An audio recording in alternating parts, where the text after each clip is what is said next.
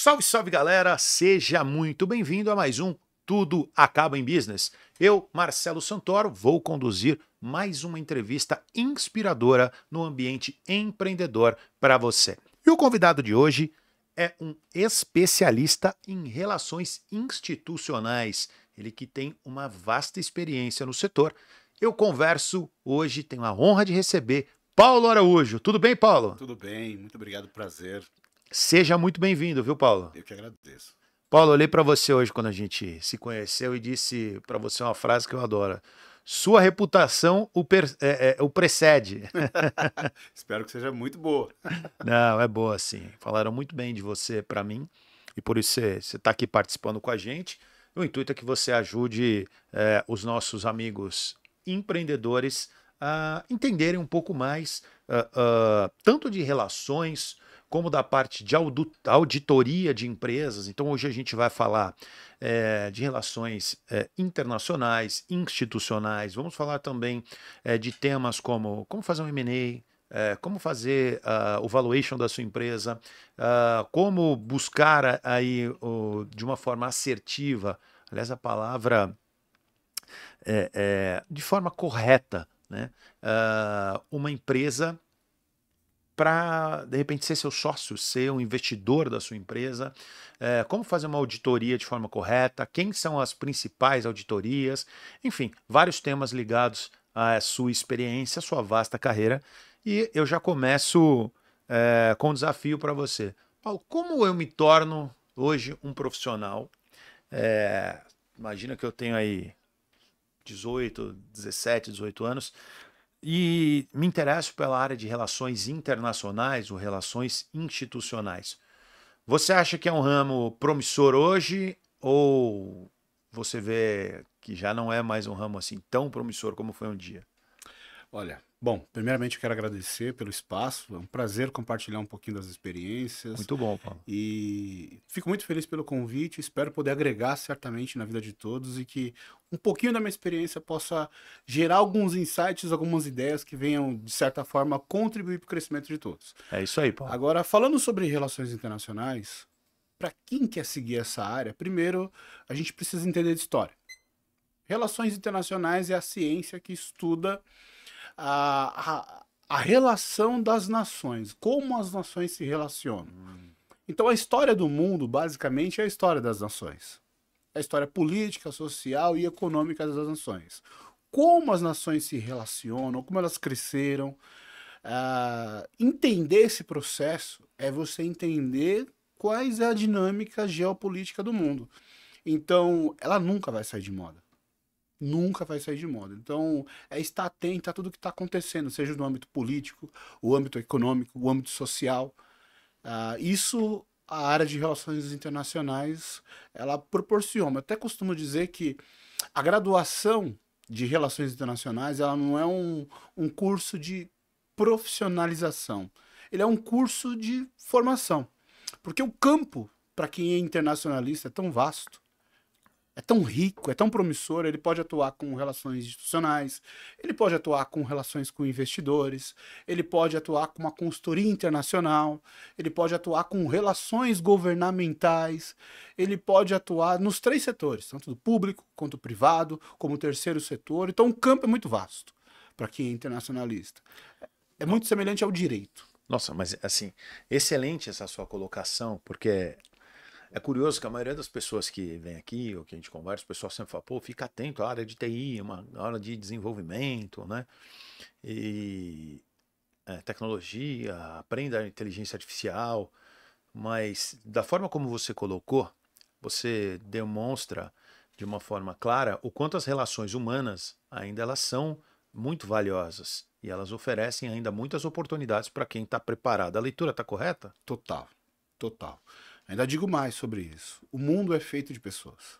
Pessoas produzem, pessoas vendem, pessoas compram, pessoas consomem. Tudo é feito de e para pessoas. Perfeito. Aquele profissional que se torna especialista de pessoas, ele tem 90% de sucesso na sua área de atuação. Aí você talvez possa me dizer, Paulo, então por que os psicólogos não dominam o mundo?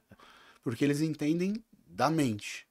A relação humana cabe a um sociólogo, cabe a um psicólogo social. Então, pessoas que acabam desenvolvendo as habilidades de como as relações humanas se comportam e como persuadir outros seres humanos, que estão no topo da cadeia aí do mundo dos negócios e tomada de decisão. Muito bem colocado, Paulo. Paulo, e para você, eu sempre acho que as pessoas tendem a ter mais sucesso em funções as quais elas têm mais facilidade, têm mais talento natural. É evidente que tem muita gente que fala, cara, você tem que fazer o que te der dinheiro. Ok, não estou discutindo isso, mas eu estou dizendo que a pessoa que ela tem algo, uma tendência, tem uma facilidade a mais, né? Ela sente menos dor para se preparar, para se Uhum. manter atualizada, e isso muitas vezes facilita o aprendizado contínuo, porque eu sou praticamente repito isso sempre, eu sou um grande incentivador da filosofia do lifelong learning, que é o aprendizado ao longo da vida, que para mim hoje é a principal característica que um profissional deve ter. E aí eu te pergunto, para trabalhar nessa área de relações internacionais, relações institucionais, que tipo de características o profissional tem que ter? O que ele tem que gostar? Por exemplo, do que você me colocou agora, gostar de história já é um ponto importante. Uhum. Olha, para trabalhar com relações institucionais, primeiro ele tem que ter uma visão analítica. Aliás, o curso de Relações Internacionais, ele desenvolve essa competência, habilidade de análise de ambiente, né? E análise do comportamento social. Isso é primordial. O que isso ajuda? Ele vai entender ele vai conseguir fazer uma leitura do ambiente, o porquê da existência daqueles comportamentos e se ele deve intervir, qual que é a melhor solução para isso. Simples. Então, a área de relações internacionais, ela acaba desenvolvendo isso dentro da graduação em relações internacionais. Essa habilidade de fazer uma análise, seja social, seja econômica, seja política, de qualquer tipo de ambiente, seja um ambiente privado, de empresas, seja de um ambiente internacional, falando de como relações ou organizações estão se comportando, e prever cenários. Uhum. Eu falo prever porque ele não tem uma assertividade, assim como o economista também não tem. Claro. Mas baseado nos comportamentos e nos números, ele consegue falar, olha, existe uma probabilidade de termos esse resultado. Então a área de relações internacionais te dá esse cabedal. Mas como eu disse, ela é só um meio de campo. E aí o profissional ele precisa se especializar em algo, seja em uma relação com o investidor, seja numa relação com o governo, seja numa relação de instituição. Quando a gente fala de relações institucionais, literalmente é você ter a facilidade de trafegar em diferentes lugares de tomada de decisão. Legislativo, seja na comunidade, seja com a imprensa, seja com o mercado num contexto geral. Então, esse profissional ele acaba tendo uma competência de lidar nesses diferentes stakeholders e persuadi-los, extrair, defendendo o interesse da empresa no qual ele representa. Não, muito bom. Paulo, uma vez, você estava falando de previsão de cenário, né? No começo do ano, eu fui na XP, fui convidado para participar e fui na Monte Bravo também. Legal. E para entender um pouco do cenário, o que eles disseram que esse ano, na opinião deles, é um ano muito promissor, porém 2025, principalmente 2026, então, assim, são anos de muita incerteza. Em resumo, era um ano bom para ganhar dinheiro esse aqui, para criar um caixa, para que nos próximos 2 anos mais incertos a gente tivesse um pouco mais de fôlego. Eu fui também em 2023 para 2024 e eles acertaram muito, né? Um ano de pouco crescimento, um ano de muita incerteza por causa da troca do governo. Então, cara, eu acho que eles acertaram muito próximo do que ia ser o fechamento ali, falaram muito do que eles esperavam de déficit na economia, enfim. E, cara, eu acho que eles foram muito assertivos, né? Gostaria que você que viveu muito nesse cenário, principalmente das auditorias, acaba sendo um trabalho fundamental para eles também prever, além de olhar para o passado, para o presente, olhar para o futuro, né? Gostaria que você explicasse um pouco para a gente como que são feitos, compostos esses cenários e até que ponto a gente deve realmente acreditar que aquilo é um guia, um mapa, né? É muito interessante a pergunta e Primeiro, tem que deixar claro que um mapa, ele nunca é o território. O mapa é uma foto do território, mas Perfeito. trafegar o território é muito diferente do que é o mapa. O mapa é só um roteiro, né? Gostei muito disso, cara. Quando a gente faz isso inclusive é um pressuposto da PNL. Quando a gente faz uma previsão econômica de um país, é um pouco arriscado. Todos os economistas gostam de pisar em ovos quando vai falar a respeito disso. Por quê? Porque você tem um risco, mas você não tem a plena certeza. E eles erraram algumas coisas, inclusive, nessa previsão, porque o Brasil cresceu. O Brasil cresceu da 11ª posição para a 9ª agora. Subiu. Todo início de governo tem um risco. Por quê? Porque, principalmente como governos antagônicos, como o que estava e o que chegou. São posições políticas completamente diferentes. Então, o governo que entra, ele tem que primeiro criar algumas alianças dentro do Congresso, para depois que as implementações do seu governo venha se concretizar. Tem o descontentamento social, porque as pessoas que gostavam do governo anterior, então tendo todo esse cenário, tem uma desconfiança geral, e todo governante sabe O disso. mercado com muita desconfiança também. Exatamente, por quê? Exterior, né? Você vem de 4 anos com perfil de gestão para uma gestão completamente diferente. Sim. Então existe essa desconfiança externa e interna. Cabe ao governante entender esse cenário e falar, eu preciso sanar as primeiras dores aqui. Então é um risco a gente focar nisso, porque você tem uma série de indicadores que influenciam isso, né? Então o Brasil cresceu efetivamente dentro desse 2023 para 2024. Subimos posição nas maiores economias do mundo, muita coisa está acontecendo. No âmbito internacional, o Brasil deixou de ser visto como apenas um conciliador, mas como como um país que está ambientado dentro das principais questões internacionais, ou seja, estamos sendo visto e observado, que existe uma diferença, né, entre só ser visto e você passar a ser observado. Então, alguns posicionamentos do governo em exercício hoje colocou o Brasil nas principais rodas de decisão. Até porque a gente estava também encabeçando o G20, estávamos liderando alguns processos dentro da ONU. Isso acaba dando uma evidência maior ao Brasil. E algumas falas do governo em exercício, do chefe do executivo, também trouxe mais visibilidade para o Brasil.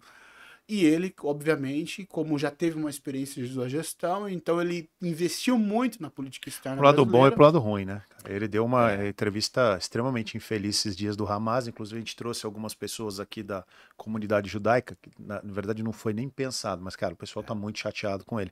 Então, era a pergunta que eu ia te falar em cima disso.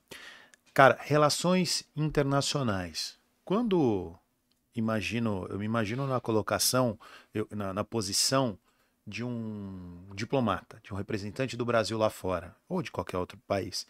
E quando você tem, independentemente de quem seja o presidente, vamos colocar Bolsonaro e Lula, que são dois extremistas, duas pessoas de uma posição assim bem extrema, né? O quanto isso dificulta o trabalho de um diplomata, ou daquele cara que está no dia a dia na outra ponta, e de repente ele tem hoje um presidente. Por isso que o que eu quero dizer é o seguinte: quando você tem qualquer tipo de extremo, você dificulta, ele dificulta muito o cara que está do outro lado da ponta, porque imagina assim, você tinha uma turma lá representando o Bolsonaro e de repente você vem com uma outra posição política totalmente diferente. Como deve ser isso contornado por esse cara das relações internacionais, que na verdade ele é o elo fraco ali, né, cara? Assim, apesar de parecer que ele é o cara mais forte, mas ele é o cara mais exposto também, né, cara? Na verdade, não. Ele toda a área de diplomacia de qualquer país, ele tem uma linha de pensamento. Que sai governo e entra governo, ele tem uma linha de conduta. O Brasil sempre se posicionou como um país pacificador, um país mediador, um país de gostar mais do relacionamento do que posição política. Sim, claro, concordo. Então, isso se mantém.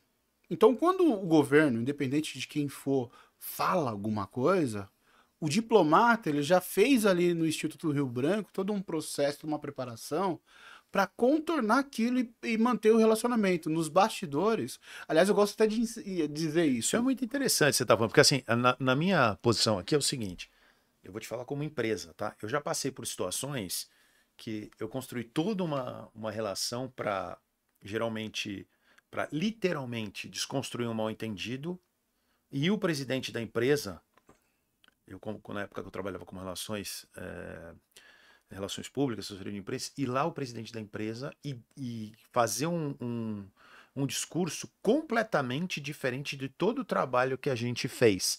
Independentemente do nome, tá? Eu acho que ambos erraram muito na sua comunicação, tanto o Lula agora como o Bolsonaro anteriormente. Mas vamos esquecer nomes. Mas vamos colocar o fato.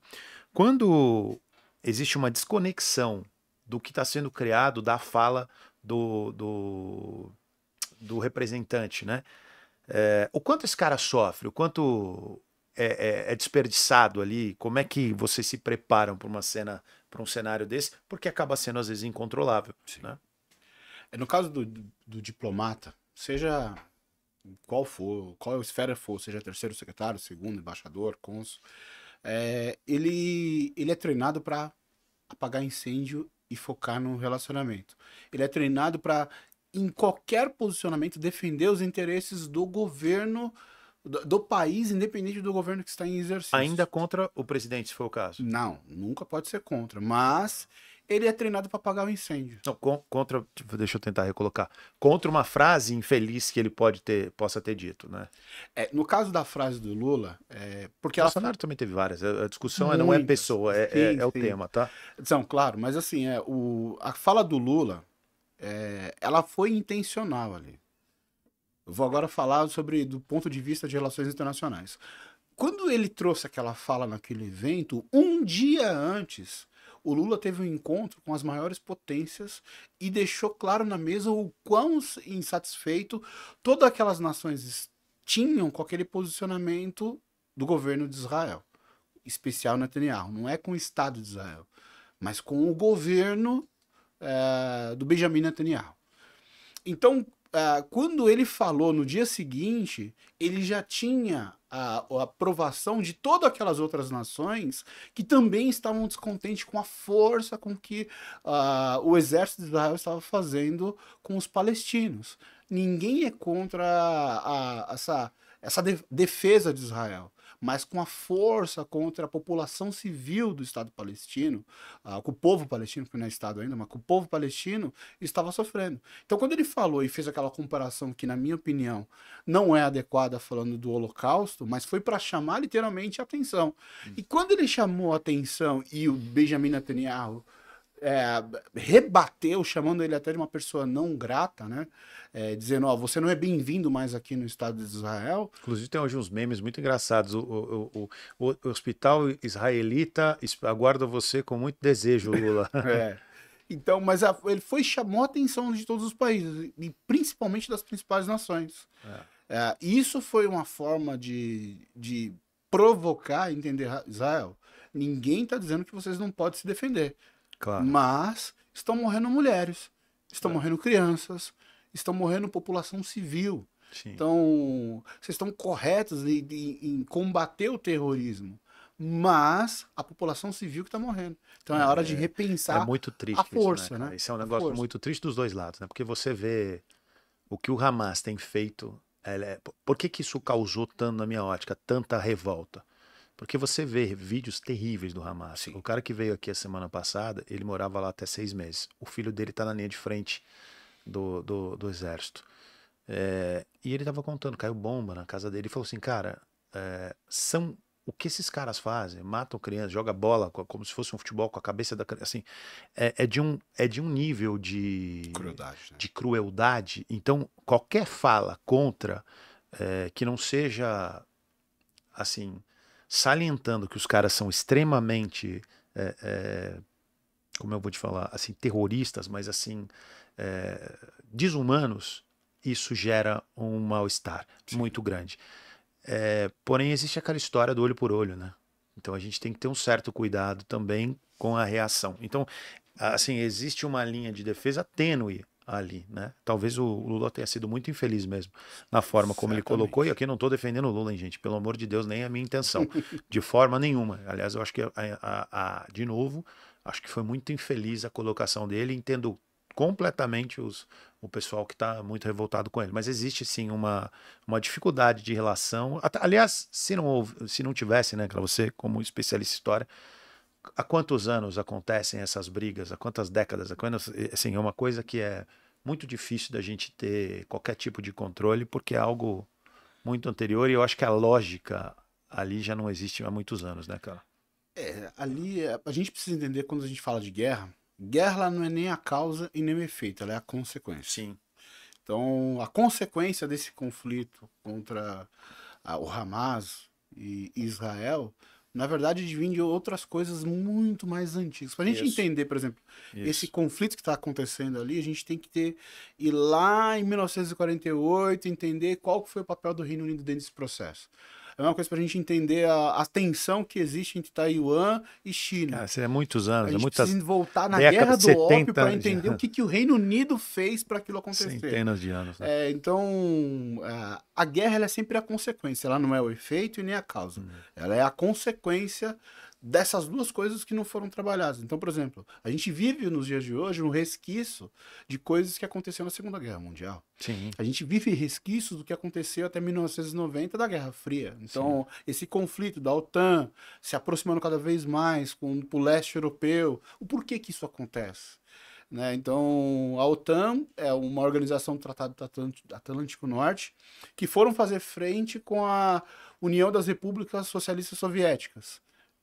A União das Repúblicas Socialistas Soviéticas acabou em 1991. Ela se dissolveu, viraram países independentes. Só que a OTAN continuou crescendo. Sim. Então, para a gente entender o conflito Ucrânia e Rússia hoje, a gente precisa entender um pouco de história. Por que a OTAN, que foi criada para ter conflito carral com a União Soviética, cresceu, sendo que a União Soviética se dissolveu em 1991. Sim. Então, a história, isso que eu gosto, a história ela é contínua, mas para a gente entender hoje, precisa olhar o passado. Sim. Né? Então, as consequências que a gente vive hoje são efeitos que foram feitos no passado e que tiveram uma causa. Né? Então, hoje o mundo está caminhando dessa forma por conta que não se combateu os efeitos, aí tem as suas consequências. Né? Muito bom. Cara, tem uma série, agora eu não sei em qual desses streamers que tá, que chama O Homem do Castelo Alto, salvo engano. Não sei se você já viu. Não, isso eu não conheço. Cara, essa série, ela retrata o mundo como seria se Hitler e os japoneses tivessem vencido a guerra. Cara, é uma série realmente que vale a pena ser assistida. Né? Vale a pena ser assistida. Então, fica aí a dica para você que procura algumas séries. Eu acho que é Homem do Castelo Alto, salvo engano. E o que ela retrata ali é caso Hitler e a Alemanha e Japão tivessem vencido a guerra. Então, é realmente muito interessante esse contexto. Né? É uma distopia total, pra falar a verdade. Mas enfim. Cara, vamos mudar um pouco de tema agora e vamos falar o quê? Cara, aliás, antes da gente falar agora da sua carreira, eu estava vendo aqui as empresas que você trabalhou, para vocês terem ideia. ESPN, né? Uma de educação, um grande pilar, uma referência, principalmente na área de marketing, de algumas coisas aqui no Brasil, em São Paulo. KPMG, uma grande, está entre as Big Four, entre as auditorias. Então, esse é o seu currículo. Russell Bedford, tá correta a pronúncia? Isso. Então é isso, também uma auditoria inglesa. E agora ele vai desbravar o mundo jurídico, que ele vai falar um pouquinho pra gente na sequência. Mas antes, eu preciso falar de quem paga a nossa conta. Porque senão, o nosso amigo Davi Amaral, nosso diretor, não vai receber o salário dele esse mês. Então, Davi, por gentileza, colocamos aí na tela os nossos queridos e amados patrocinadores, começando pela Evoque Academia. A rede Evoque de academias, gente, já são 32 unidades.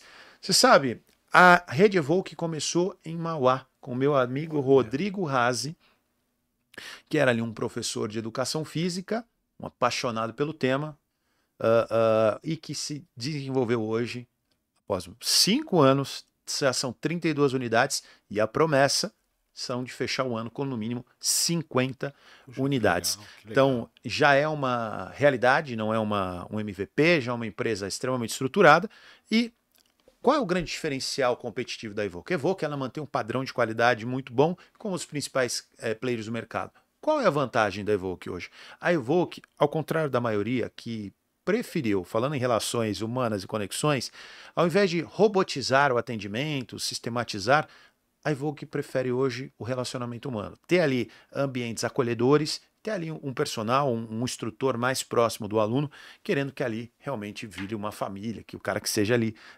parte desse time Evoque. Então, pessoal, são 32 unidades. Aqui, ó, você tem Mauá, eu não vou saber exatamente quanto, mas você tem Mauá, duas unidades, você tem São Bernardo, 3 unidades, Santo André, 2, eu não sei se são 2 ou 3, São Caetano, você já tem 2, você tem Guarulhos, você tem Goiânia, você tem no Mato Grosso do Sul, enfim, legal. É muita coisa. Então, você que falou, que assistiu no Tudo Acaba em Business, primeiro mês de Evoque, só R$ 1,99. Então procura a Academia Evoque, vai lá, fala que viu no Tudo Acaba em Business, primeiro mês, R$ 1,99. Você vai conhecer o ambiente e os diferenciais da Evoque. Davizão, temos mais algum patrocinador, mais alguém, patrocinador que paga o nosso salário, meu amigo? Vamos falar agora da Sorriquer Odonto. Tá vendo o sorriso bonito agora do Paulo? Eu lembrei da Sorriquer Odonto. Saúde sem culpa para quem se preocupa. Pessoal, você que procura você que é da região de Osasco, Osasco, região mais precisamente ali próxima ao bairro do Rochidale, você tem uma clínica extremamente estruturada e ali não tem estagiário, gente. É só profissional qualificado, já com tempo de mercado. É uma clínica tradicional que tem como grande diferencial agora, além de todos os serviços odontológicos, que tem agora tratamento orofacial. Quer ficar bonito? Quer dar um tapa na lata, gente? Quer ficar mais bonito? Quer dar quer dar aquela ficar mais jovem? Então, procura lá a doutora Fabi Matos, que ela com certeza vai te ajudar, tanto na parte da sua saúde bucal, como o sorriso mais bonito, também agora com essa parte de estética. Então vai lá, fala que viu no Tudo Acaba em Business. Aliás, vai estar na tela, né, Davi? O QR Code está na tela de vocês. Fala que viu no Tudo Acaba em Business, 10% de desconto e com certeza você vai ser muito bem atendido. E ali é o seguinte, é uma clínica odontológica extremamente estruturada, mas com preços populares. Esse é o grande diferencial da Sorriquer, tá bom? Vamos lá, tem mais alguém aí? Agora o Paulo vai me ajudar. Vamos falar da nossa casa, o Otimize Studios. Pessoal, Otimize Studios é onde a gente grava o Tudo Acaba em Business, é a nossa casa. Em vez de eu falar do Otimize Studios, vamos fazer o seguinte, nós vamos deixar o convidado falar da experiência que ele teve até aqui e falar um pouquinho do que ele sentiu no Otimize Studios, porque eu acho que nada mais certo do que a gente ouvir quem participa, quem está aqui, quem vem conhecer. Queria te ouvir, Paulo. Claro, olha, super recomendo a Otimize, um ambiente super acolhedor, muito confortável, com uma estrutura de ponta, e vou dizer, extremamente bonito, gente. Vocês não têm noção de como isso aqui é bonito. Da hora que a gente chega, o local, o ambiente, a recepção, tudo é muito bom. Super recomendo. E aí, é isso aí. Paulo, e assim, o que eu acho, você como um cara de relações, que a gente vai entrar de conexões, a tua hoje principal especialidade nos últimos anos foram relações institucionais. Então você sabe o quanto vale o network. E aqui hoje também é um hub de network. Você vê que o nome da sala lá é o quê? Sala de network. Porque a gente entende o valor disso. Então virou aqui um hub de negócio. Pessoas vêm aqui, inclusive para conhecer outros empreendedores, para participar do podcast. Então você tem sua empresa, quer gerar melhores relações, quer conversar com o presidente de uma outra empresa, está querendo conversar com um fornecedor, está querendo entender com um novo, de repente quer vender sua empresa, uma parte. Cara, não tem coisa melhor do que você montar o seu podcast para você virar uma referência no mercado e ter essas relações que são tão importantes, que hoje tem um especialista aqui que vai falar para a gente. Então, QR Code na tela, Otimize Studios, vem aqui, entre em contato com o nosso time, tenho certeza que a sua experiência vai ser sensacional. Muito obrigado, Davi Nunes, diretor, esse é o cara, viu? É o craque do time aqui. Então, voltando aqui, Paulo. Paulão, o que eu vejo de muito valioso nessa sua experiência profissional é que, como você disse, essa profissão de relações internacionais e relações institucionais, que você disse que elas se completam, elas caminham junto, te deu a oportunidade de trabalhar em empresas como ESPM, na área de educação, KPMG, e Russell Bedford na área de auditoria. E agora você está indo também para o ambiente jurídico. Vamos segurar aqui a informação. Você vai falar a respeito, mas não vamos poder ainda falar qual grande empresa você está indo. Mas isso te deu uma bagagem muito grande. Então eu gostaria que você explicasse um pouquinho da sua história, cara, nesse segmento que hoje é tão valorizado, que é o de relações institucionais. Legal. Quando eu vim do banco primeiro, né? Trabalhei em banco, no extinto Unibanco. E eu me interessava muito para lidar com o PJ, né? Mas o Unibanco foi comprado pelo Itaú, né? Teve aquela fusão, compra.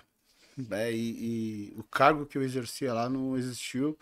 E eu fui convidado para participar de um processo seletivo da SPM. E comecei como executivo de contas, que se chamava isso dentro da SPM. Era gerente de contas, né? Bem dizer, porque é um executivo de contas.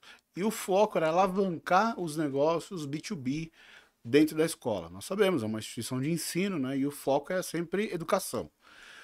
Ela é muito forte na educação para pessoa física. E nós somos contratados para justamente alavancar a área para empresas mesmo dentro da escola, né? E o primeiro ano foi um desafio, porque a escola ela tinha uma demanda muito reativa, muito forte. Então, se a escola ficasse parada, o mercado procurava ela porque ela é referência, né? Eu costumo dizer que ela é uma Mas o B2C, não o B2B. o B2B. Ah, o B2B já procurava. As Legal. empresas procuravam porque ela é especialista no nicho, né? Na área de comunicação como um todo, mas muito forte a área de marketing. Mas, obviamente. Na verdade, só um adendo, viu, gente? Em cima de que você está falando. Cara, a SPM, para quem não conhece, imagino que a maioria conhece, mas assim, é uma grande referência na área de comunicação. Marketing e comunicação, eles são um pilar, referência total aqui para o Brasil. Né? Sem Então, dúvida. enfim, eu tenho vários amigos, grandes profissionais que você vê hoje no mercado, se formaram na SPM, que preza por um nível de qualidade, até o network muito bom, professores de alto nível. Né? Então, o foco de comunicação e marketing, eu acho que a SPM é a maior referência, pelo menos de São Paulo, não tenho dúvida. Olha, eu sou suspeito para dizer, né? Porque eu fui cria da casa, estudei, me formei como executivo, eu me formei lá, foi ali que eu aprendi tudo. É um ambiente que te estimula a crescer. E não é jabá, viu? Não estão me patrocinando, viu, gente? Mas eu fiquei 12 anos lá, né? Então, cheguei novo, cheguei com 23 anos na SPM. Então, foi ali que eu aprendi tudo. E eu costumo dizer que é uma escola que é nível América Latina em termos de comunicação e marketing. Mas na SPM, o objetivo era alavancar negócios para a escola, né? Então, eu tinha duas missões lá. Vender treinamentos customizados para as empresas, treinamento sob medida.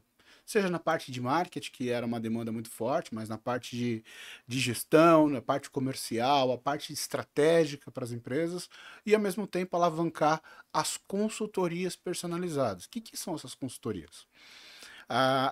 Você tem as grandes empresas de consultoria existentes hoje no mercado, e a escola entendeu que o capital intelectual da escola, você tem na época, né, ela tinha 600 professores que eram CLT da escola. Que ali também é um outro diferencial. Geralmente as escolas não contratam um professor CLT, ele é mais horista, né? E a SPM já tinha uma diferença, contratava CLT esses professores. Então ela queria utilizar esse capital intelectual para vender consultoria dentro do mercado, utilizando esses professores, que já são executivos de mercado e têm um currículo acadêmico fantástico. E eu e mais uma parceira fomos contratados para isso. E o legal é que quando eu comecei, o foco era atender as empresas que já tinham relacionamento com a SPM. E aí eu vi algumas coisas interessantes ali. Eu comecei a estudar relações internacionais dentro desse período. E foi dentro do curso que eu comecei a entender, falei, peraí, alguns nichos que poderiam ser interessantes, como relações institucionais. Porque quando a gente fala de B2B, a gente foca somente de empresa para empresa, mas dentro do B2B, você tem o B2G, né, empresa para governo, você tem governo para governo, você tem várias outras ramificações. Sim, claro. Que são poucos exploradas. E no fim, B2B, B2C, tudo são pessoas, né? Na verdade, você vai se especializar em pessoas e o nicho é o que vai fazer a diferença. Isso. Aliás, deixa eu te fazer uma pergunta. Aproveitar que eu te cortei, você enxerga esse copo aqui mais cheio ou mais vazio? Mais cheio. Ah, eu tô achando que tá mais vazio. Davi, você pode servir uma aguinha pra gente, por gentileza, que seu amigo aqui tá... É sempre bem-vindo. Geralmente eu enxergo mais cheio, mas agora eu tô com sede, cara. De verdade, Somos dois. eu tô Pode falar. precisando de um pouco mais de água. Brincadeiras à parte, Paulo. Muito obrigado, Davi. Grato aqui pela... Davi. Davi é nosso craque aqui. Obrigado, viu, Davi? Paulo, voltando aqui, então assim, sempre foca pessoas, né? Sempre. Então, quando você fala em relações, basicamente você pode substituir relações por pessoas, Sim. porque conectando pessoa a pessoa. Empresa ou empresa, empresa não fala, quem fala são pessoas. É o grupo de pessoas, grupo de Então, pessoas. Né? o fato é, você tem que estar preparado para conectar, para falar e para administrar vários temas, como ego, como vaidade, como às vezes rancor, como ansiedade, várias coisas que fazem parte de quem está do outro lado da mesa, né? Sim. Então, queria que você explicasse um pouquinho mais disso dentro dos seus desafios ESPM. Então, quando eu entendi, fazendo relações internacionais, que fazer essa parceria da SPM com as outras empresas, que sobretudo fazer relações com pessoas, e que pessoas é o patrimônio mais valioso, já que eu era da área da educação, eu subi a régua. Eu comecei a falar não só com empresas, mas comecei a falar com associações comerciais, com órgãos do governo, e eu cheguei num nível dentro da SPM de fazer conexões não com professores ou com executivos da escola, mas com o presidente da SPM, conectando ele com outros presidentes de grandes renomes, né, e de grande expressão em outras cidades. Ali eu entendi que eu já não era mais um comercial, B2B, especialista em educação. Eu já era um especialista em relações com pessoas. Conectar gente de alta gestão com outra gente de alta gestão e como essas pessoas podem fazer negócio. E eu era o intermediador desse processo. Quando eu entendi isso, o ticket médio dos meus negócios aumentaram significativamente. Eu imagino. E eu comecei a ir para órgãos do governo, que é o maior comprador hoje do país, é o governo. Em qualquer âmbito. O governo sempre é o que compra mais.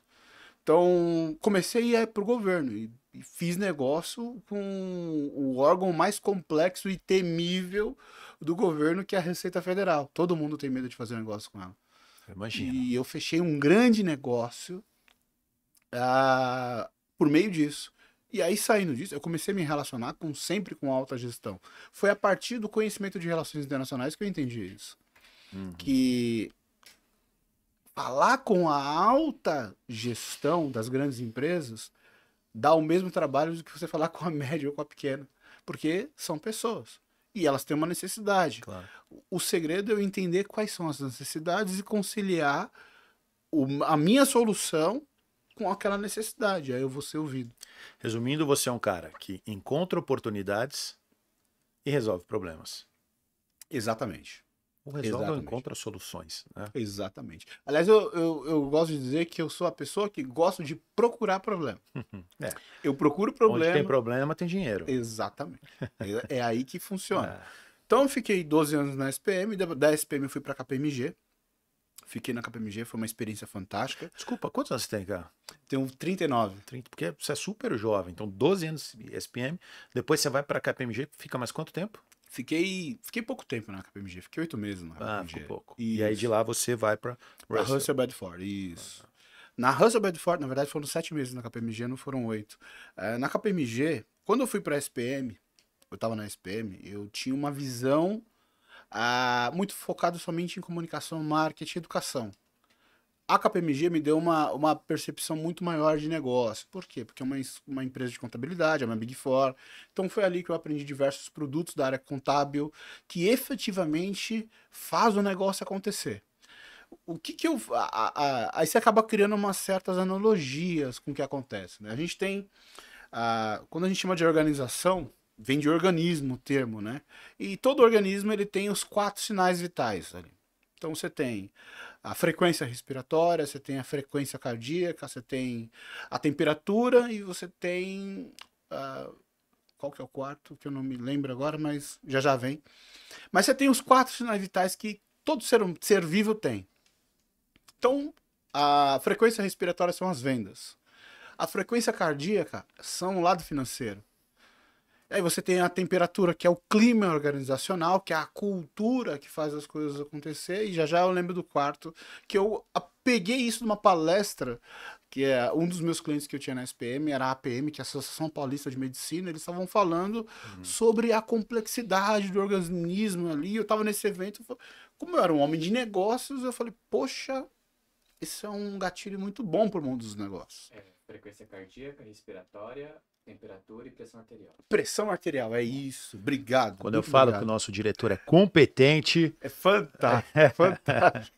Obrigado, O que é pressão arterial? Pressão arterial, ela é como o sangue circula dentro do nosso organismo. Isso funciona através de uma pressão arterial, das artérias, né? Sim. E tudo tem a ver com os negócios. E aí eu entendi que dentro do mundo dos negócios, a educação, ela contribui para o clima, contribui para o conhecimento daquela empresa, contribui para a agilidade, para o entendimento do ambiente de negócios, mas dentro da KPMG, observando o lado financeiro, porque qual que é o desafio que a gente tem hoje no mercado? E eu falo porque eu vim do marketing, vim de uma das maiores escolas de marketing, né? Então as empresas focam muito na sua capacidade de ser vista. Mas são os números que vão entender se ela vai ter perenidade ou não. Sem dúvida.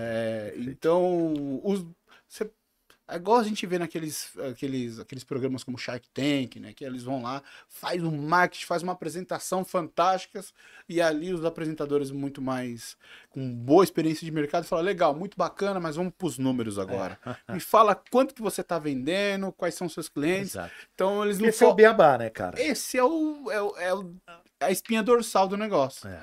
Eu concordo com você plenamente. Então, quando eu fiz isso, quando eu entendi a fazer uma leitura de um balanço contábil, a entender o que é uma EBITDA, o que é um balanço patrimonial, os balanços como um todo, e como que isso é crucial nas decisões, que eu entendi que aquilo ali era a frequência cardíaca. Que não se fala nem batimento cardíaco isso é errado, ou então a respiração, são frequências. Se a pessoa não está respirando, ela já morreu. Se ela não tem batimento cardíaco, ela já morreu. Ela já morreu. Então, por isso é frequência. Essa analogia é muito boa, cara. Pois é. Uma forma de você entender a sua empresa baseada no corpo humano. Muito interessante. Se não tem frequência, porque já morreu. Cara, muito interessante essa colocação. Você aprendeu na Associação Paulista de Medicina. Isso, mas eu aprendi a prática isso dentro da KPMG. Que legal. Olhando o financeiro. As empresas, às vezes, com um enorme marketing, com uma enorme estratégia, com uma ampla presença de mercado, mas quando você olhava os números, falava, não está condizente com isso. O meu sobrinho passou pela KPMG também. Hoje ele está na Monte Bravo, saiu da KPMG, foi para XP, foi gerente do Itaú. Aí ele passou muito jovem também, e assim, muito jovem, mas já está com uma experiência muito legal, João Vitor, de mercado. E ele falava muito assim do dia a dia, né? Quanto ele aprendeu, né, em relação à empresa. E é muito interessante quando a gente fala disso, porque, por exemplo, ainda existem muitos. A gente estava falando da riqueza do interior de São Paulo, né? E também da simplicidade, né? Como você encontra no interior de São Paulo diversos milionários, talvez bilionários. Sim. Porque a gente acha que está tudo dentro do estado e muitas vezes não está, né? Da cidade, mas muitas vezes está no estado, né? Uma riqueza muito grande. O interior de São Paulo é muito rico, tem empresários muito grandes, empresas muito valiosas, mas que às vezes ele não tem essa visão que a gente tem aqui em São Paulo, tão, digamos, processual, tão tecnológica, digamos assim, né? E aí você vê uma empresa que de repente fatura 5 bilhões no ano, né, com baita faturamento, mas você vê que os processos ainda são muito simples, né? Que eles estão ali buscando a tecnologia, mas os donos, quem lançou ali, não tem toda o talento dele não está nesse processo. Por isso que ele traz uma KPMG, uma empresa como a Ernst Young, enfim, são os 4 Big Four, me ajuda aqui agora. PwC, UI, que é Ernst Young, KPMG e Deloitte. E a Deloitte, isso. Então, que cada uma atua numa função. Cara, você vai conversar com ele e não entende. E aí, hoje a gente entende e eu tenho visto isso com frequência em cursos, eu acho isso muito interessante, Uhum. que você começa a aprender coisas que eu tive que aprender na raça, trabalhando, e isso funciona, de como funciona, por exemplo, um conselho administrativo e um conselho fiscal, ou um conselho, quando não administrativo, um conselho consultivo. O que é um M&A, o que é um MOU, o que é uma... assim, é um Valuation. valuation. São vários termos que a gente, às vezes, pequeno empresário e médio, não tinha acesso. E hoje isso, até de uma forma muito bacana, e talvez até inspirada pelo o avanço das mídias sociais, que a gente Uhum. consegue ver vários, sei lá, no YouTube, você consegue ver vários podcasts interessantes sobre essa linha. Então isso se familiarizou um pouco mais, né? Então, como você trabalhou nesse meio muitos anos, eu gostaria que você explicasse alguns termos, né, muito usados, que a gente sabe que são importantes. O porquê? Por exemplo, valuation. Como calcular um valuation? Por que ele é necessário ser feito? Legal. Valuation é um termo em inglês que significa avaliação. Avaliação. Avaliação em inglês é valuation.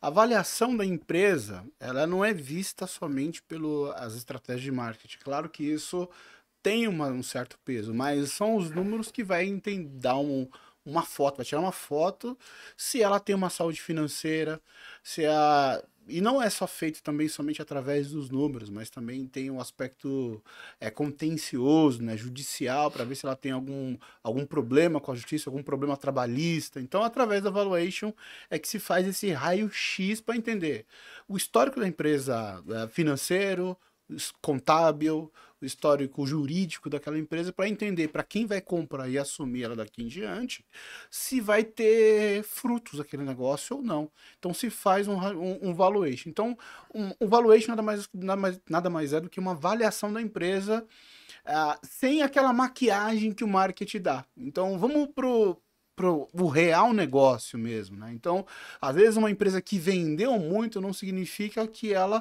continuará vendendo, Sim, né? Então, claro. existe uma outra métrica que a gente pode avaliar se essa empresa vai ter perenidade dos negócios. Não é só marketing. O marketing, eu não acredito que ele é só maquiagem, que o marketing ele vem da estratégia.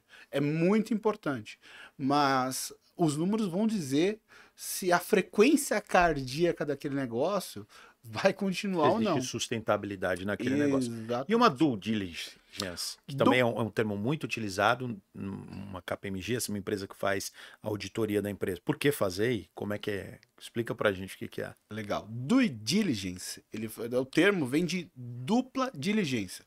Dupla diligência nada mais é do que ele vai fazer uma avaliação, ele vai fazer uma varredura da empresa, uma auditoria da empresa do ponto de vista contábil e do ponto de vista jurídico. Se ela tem algum problema com a justiça trabalhista, se ela teve algumas pendências judiciais. Como a gente disse, tem um esqueleto dentro do armário, né? Exatamente. A gente usa muito essa expressão. Ou se ela tem algum problema dentro do seu caixa. Que aí, através da auditoria contábil financeira que vai ser feita. Então, isso se chama due diligence, que é uma dupla auditoria. O EBITDA e o EBITDA, que também é outro termo muito usado, e se tem alguma diferença, como é que é calculado isso? O EBITDA é todo o lucro que a empresa criou durante o ano sem retirar os seus impostos. Isto. Então, essa é feito, na verdade é um raio-x, né? É um raio-x do que ela fez durante o ano sem os impostos dela. Então, isso é só para você entender o quanto se vendeu e depois você calcula sem o imposto. Aí depois você faz com o cálculo seu imposto. Isso é um termo financeiro, na verdade, que se usa, mas do ponto de vista contábil a gente vê o balanço mesmo. O balanço contábil daquela empresa entre o que ela vendeu, o que ela comprou, quais são os custos, o lucro que ficou disso. Isso é através do balanço que você vê isso. Então, EBITDA é só mais um componente do balanço. E para fechar aí alguns termos que a gente usou, para não ficar só nisso também, nessas suas andanças, nessa sua experiência, com certeza você deve ter passado em algumas operações, alguns processos de M&A. Gostaria que você explicasse para a gente e se pudesse trazer alguns cases. M&A. M&A é um termo também em inglês que é fusão e aquisição de empresas, né? Quando você fala de fusão, hoje em dia o Brasil está muito mais maduro nesse sentido, né? Mas isso acontece no mundo já tem há muito tempo, né? Claro. Eu participei de alguns, não foram muitos, né? Até porque o foco maior das empresas por onde eu passei era muito mais, mais auditoria e consultoria, mas participei de alguns processos de M&A. Primeiro é feito uma due diligence, né? Para entender se a empresa tem alguma pendência, é feito isso. E depois é feito um histórico dentro, um rastreio dentro do histórico de mercado daquela empresa. A participação dela de mercado, qual que é a projeção daquele mercado.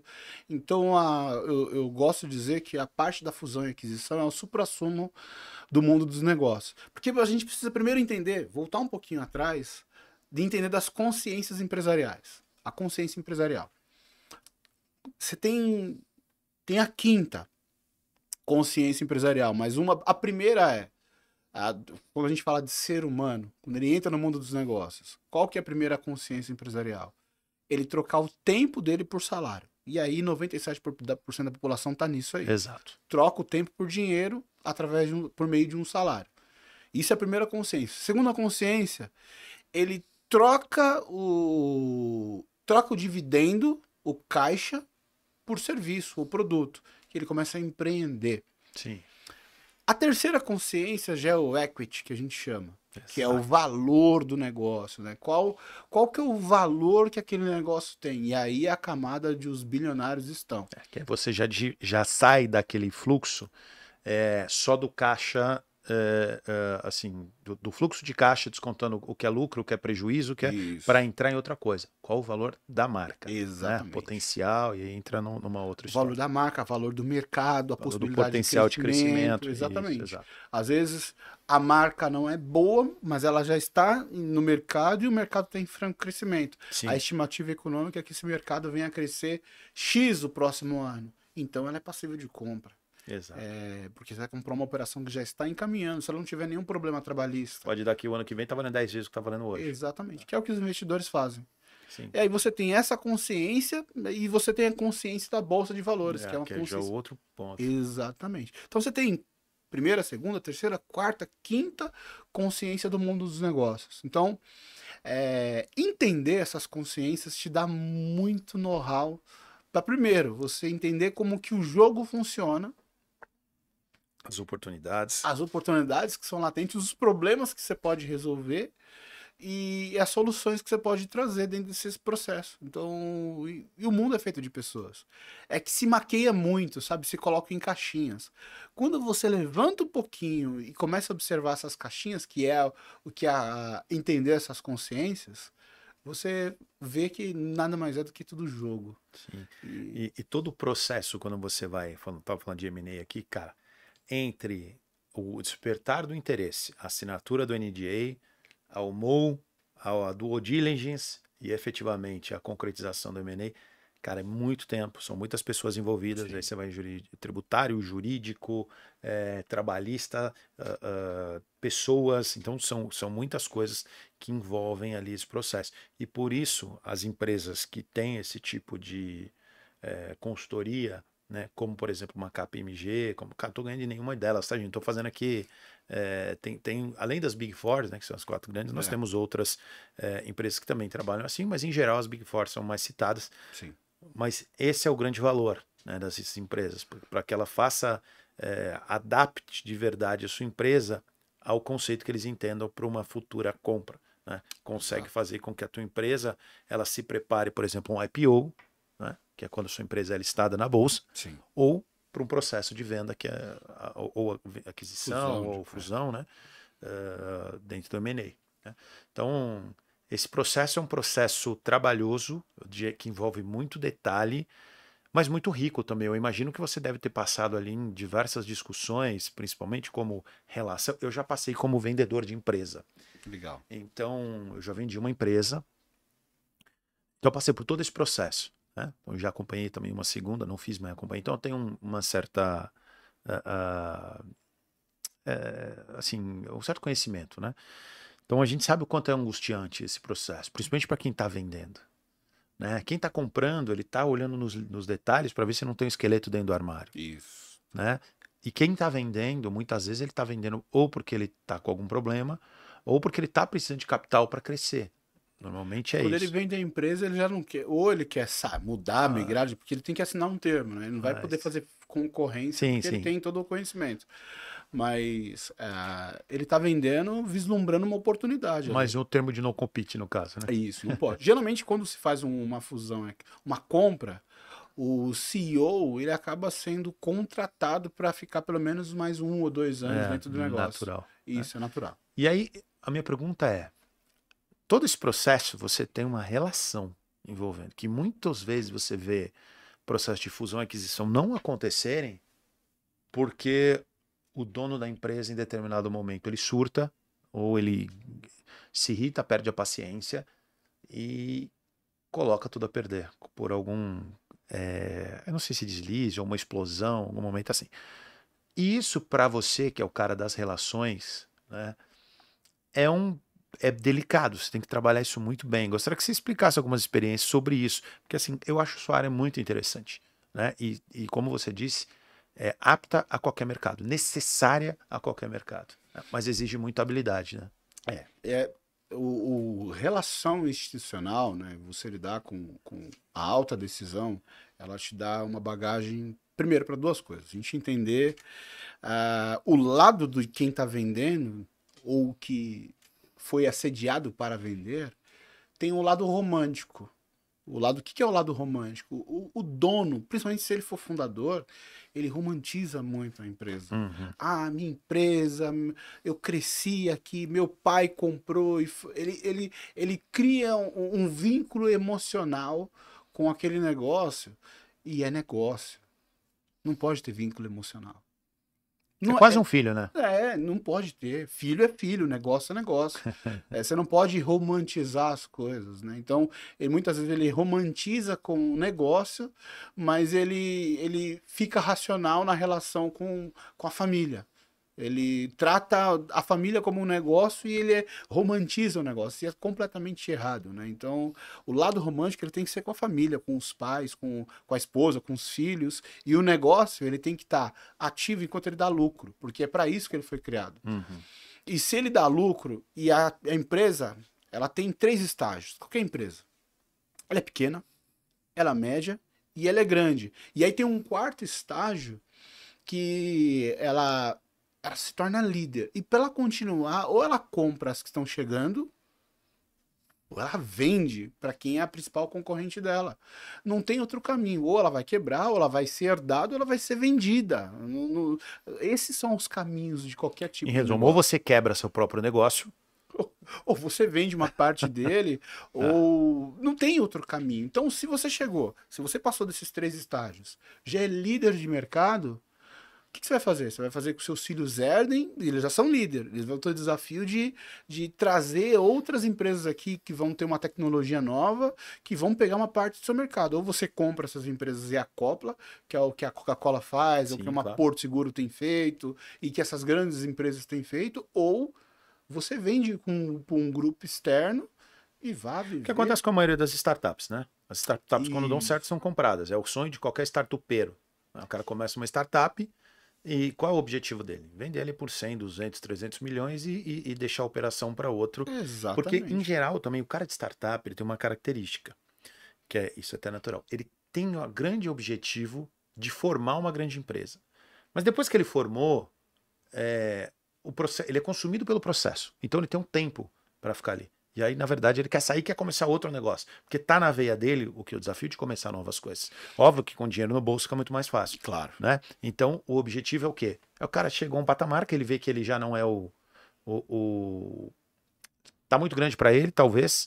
E aí ele vende aquela empresa e geralmente faz um sabático, depois ele monta algum outro negócio, tenta outras oportunidades. Isso nos Estados Unidos a gente vê com muita frequência acontecer e no Brasil a gente já chegou a esse patamar também. Né? Tem vários empresários que a gente viu nessa mesma linha. Né? Cara, eu gostei muito dessa frase que você disse, que é o dono romantiza muito a empresa. E você disse, cara, a gente hoje vive um momento em que Talvez eu seja um desses caras, tá? Não tô falando assim, que a gente às vezes mima o negócio como se fosse um filho e às vezes a família ele não tem o mesmo cuidado. Isso é uma frase eu acho impactante, forte. E eu acho bem interessante, porque assim, eu vejo muitas palestras e empresários, inclusive vários que vêm aqui, que dizem isso, né? É mais um filho, minha empresa é mais um filho. Porque realmente é uma visão que hoje a gente. Não sei se hoje, mas o empresário geralmente tem. Muito bem colocados por você. Você sabe que isso é interessante a gente pensar também dessa forma? Como, de forma racional um negócio. Por quê? Porque, como eu disse, a empresa tem estágios. A partir de certo estágio, o que você vai ter que fazer?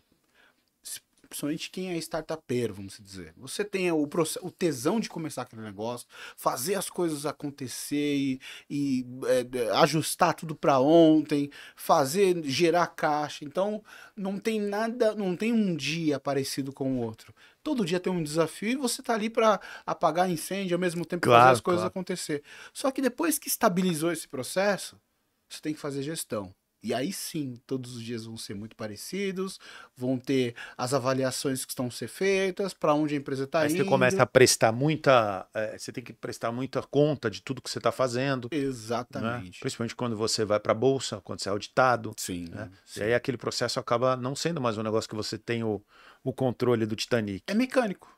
E aí o cara que tem o tesão de criar a empresa e ser o cara criativo, às vezes ele fica amarrado. Exato. Né? Por isso que muitos donos, às vezes, de grandes empresas, eles evitam ir para a bolsa e quando vão para a bolsa, depois de pouco tempo, esses grandes fundadores às vezes se afastam, viram presidente de conselho e tal, mas sai do dia a dia, porque para ele aquilo tá amarrando ele. Isso. Né? Ele passa a ser observado. Antes ele é aquele que observa. Só que quando você abre, por exemplo, um IPO, você vai para o mercado, você tem uma governança, tem todo um critério de governança corporativa. Por exemplo, conselho é um desses, é um critério para uma governança exemplar. Dúvida. E para abrir bolsa, ele precisa estar no conselho. Ele precisa ter conselho, ele precisa ter todo um processo de transparência de gestão, ele precisa ter uma clareza financeira, as práticas financeiras, e hoje em dia, com o acrônimo, com SG, ele precisa ter uma contribuição dentro da cidade onde ele está, dentro do local daquela empresa. Ele tem que ter uma responsabilidade social também, porque isso é cobrado do ponto de vista do governo, da sociedade. E a gente vai ter, por exemplo, uma COP em 2025, um encontro que o Brasil vai estar sediando. Então, o Brasil tem a meta social e ambiental, e isso vai ser cobrado do ponto de vista governamental, social, da imprensa, da comunidade. Então, você passa a deixar de observar todos os processos para ser observado. E aí que está o desafio.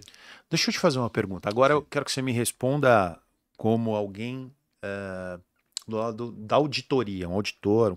Cara, o quanto a governança corporativa hoje realmente ela tem o seu alto valor dentro de uma empresa?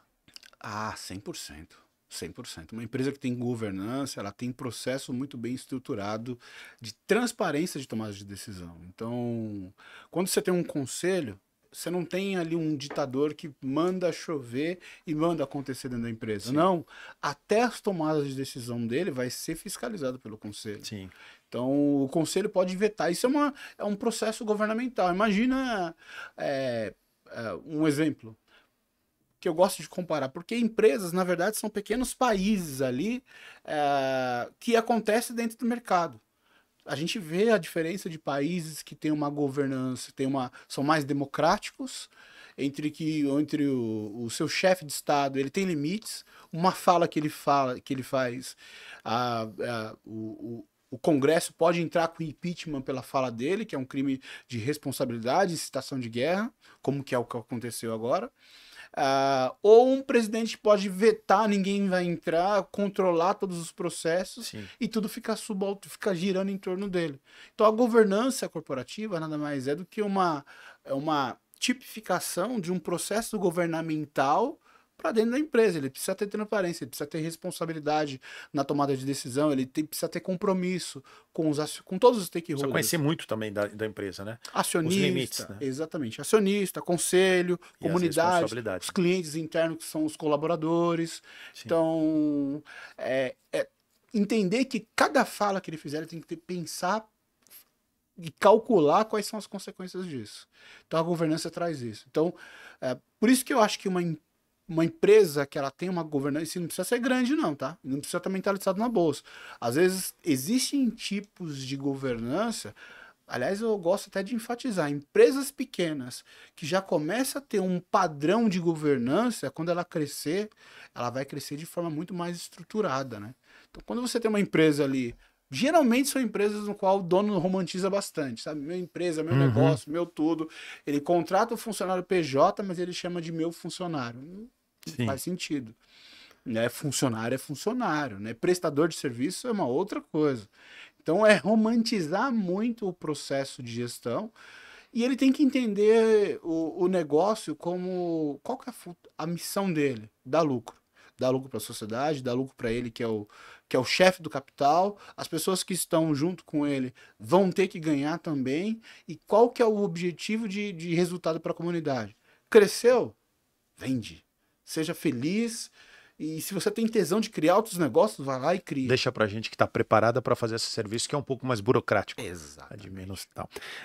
Cara, vamos encerrando aqui. Estamos indo pro encerramento do programa, mas eu não podia terminar antes de fazer uma pergunta. Cara, para onde você tá indo hoje? Porque assim, a gente conversou nos bastidores, você começa com 12 anos de educação, passa mais uns 3 anos ou 4 mais ou menos na área de auditoria, e agora você me diz que está assim, muito entusiasmado porque vai agora migrar para a área jurídica.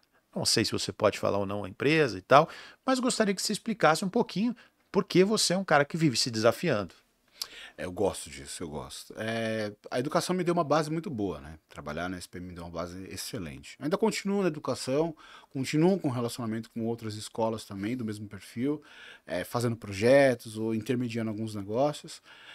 Fui para a KPMG, da KPMG eu fui para a Russell Bedford, que é Excelente. uma empresa de auditoria britânica também. Não é uma Big Four, mas tem uma força, tem uma expressividade muito grande também. Ela é muito mais forte no interior, no sul do Brasil, porque a sede fica lá e tudo mais. Mas é uma empresa que está presente em 120 países. Sim. Tem um enorme respeito ali dentro do âmbito contábil. Hoje, quando eu saí da educação, eu fui desafiado a entender a área de auditoria, a área de consultoria, a área de consultoria que eu falo empresarial, consultoria financeira, a área de terceirização de processos, que é de BPO. E na Russell eu aprendi muito isso e a aplicabilidade desse processo. Só que eu conheci um outro bichinho que me pegou, que é a parte do direito empresarial. É fantástico, direito societário, como que funciona todo esse processo. E hoje eu só não posso falar o nome da empresa ainda, mas hoje a gente já está com uma parceria bem interessante, com uma grande empresa também que está presente em mais de 100 países, jurídica. Ela faz parte de um grupo global em 100 países. E a ideia é a mesma coisa, a gente criar relacionamentos institucionais com outras empresas, da parte de M&A, da parte do direito societário também, que M&A faz parte do direito societário, mas encabeçar alguns processos de decisões ali, de ajudar as empresas a fazer grandes fusões, grandes aquisições, em como essas empresas podem crescer literalmente ou entrar aqui dentro do Brasil. Então, eu tô partindo por isso e eu gostei muito desse bichinho, é muito bom, muito bom. Vou te confessar, cara, que nos últimos, esse ano não, mas os últimos 3 anos anteriores, 19, 20, 21, até 22, na verdade, finalzinho de 23, eu passei praticamente imerso em relação com advogados. E eu aprendi muito desse ambiente jurídico societário. Então ali eu tive o Dr. Rodrigo Dório, que era um grande amigo, né? Mas muito competente, junto com o Dr. Carlos Ambiel, o escritório dele, e teve a Martinelli também, principalmente ali com o Dr. Tim, né? Então, assim, nós passamos, assim, imersos, né? A gente criou a primeira SAF do estado de São Paulo, vendeu a primeira SAF do Clube de Futebol, né? Do estado de São Paulo, então aquele processo foi muito rico. Eu brinco que eu participei de discussões antológicas, assim, discussões, porque era uma coisa que estava sendo criada, cara. A SAF não tinha uma regra, uma lei muito. Então eram discussões extremamente construtivas que às vezes passava um pouco do termômetro de quentura, mas ali, cara, eu digo que foi um grande aprendizado e, assim, é realmente apaixonante. Eu te entendo. Do direito, principalmente societário, até hoje, às vezes eu falo, poxa, acho que eu vou estudar direito para trabalhar na área societária, que isso é apaixonante demais. Eu me prometi que eu fiz 3 faculdades, meia eu parei, eu falei, cara, não vou mais fazer faculdade, mas se tem uma que eu faria hoje, por muita curiosidade, paixão, é o direito para atuar nessa área societária, né? porque eu acho que ela é realmente ela é muito rica. Paulão, cara, gostaria muito de agradecer sua presença, mas antes de você se despedir, eu gostaria que você deixasse, como é que as pessoas te encontram, Paulo? Mídia social, Instagram, LinkedIn, cara, o que você quiser aí compartilhar conosco. Legal. Tem o LinkedIn, Paulo Araújo. Você tem o Instagram, que é Paulo_Araújo 777. E está em todas as redes sociais, está no TikTok também. Lá nessas redes sociais eu compartilho muitos insights ligados à área de relações internacionais. Você faz dancinha no TikTok, Paulo? Poxa, dancinha não dá, nem pau você bater no ritmo. Mas eu dou muitos insights sobre relações internacionais, que eu sou internacionalista de formação, amo a minha área e como o campo é aberto para a área de relações internacionais. Então você que estuda, que estudou ou que pensa em estudar relações internacionais, eu dou algumas dicas da área, as oportunidades que são latentes, de forma gratuita, e o fato de eu contribuir, eu também estou crescendo com isso. Então, é muito bom. Excelente. Cara, muito obrigado pela sua presença. Realmente, sua reputação é verdadeira. Obrigado. Você é um homem extremamente inteligente. Compartilhou com a gente seu conhecimento. Vamos marcar rodas aqui depois para a gente falar novamente, com a participação de outros profissionais também da área. Já estava aqui contigo pensando em um programa que a gente pode fazer específico. Gostaria muito de agradecer. Fica aí o convite para uma próxima vez você voltar, contribuir conosco aí também. E Paulo, sucesso para você, sucesso nos negócios, sucesso na sua área jurídica. Vai mantendo a gente informado. Sou apaixonado, tenho sócios hoje da área do direito também. Vivo com esse pessoal e realmente tenho minha admiração. Tá certo? Obrigado. Agradeço. Um grande abraço a todos. Então tá bom. Pessoal, Paulo agora se despediu. Foi grande o podcast dele, muito bom, com muitos insights. E eu vou ficando por aqui também. Mas lembre-se, fale bem ou fale mal, fale de mim. Então, Marcelo Santoro Oficial no Instagram. Tem também @Tudo Acaba em Business. E também temos o Otimize Studios, que é a nossa casa, onde a gente grava o nosso podcast. Vem aqui conhecer, está querendo gravar o podcast da sua empresa? E siga a gente também, se inscreve aí no Multicast, que é a nossa plataforma, é o nosso canal digital. Tá certo, gente? Muito obrigado. Espero que essa entrevista tenha sido inspiradora, que você tenha aprendido conosco, com os insights e também com a inteligência do grande Paulo Araújo, que foi nosso entrevistado de hoje. Tá certo, gente? Um grande abraço e fui!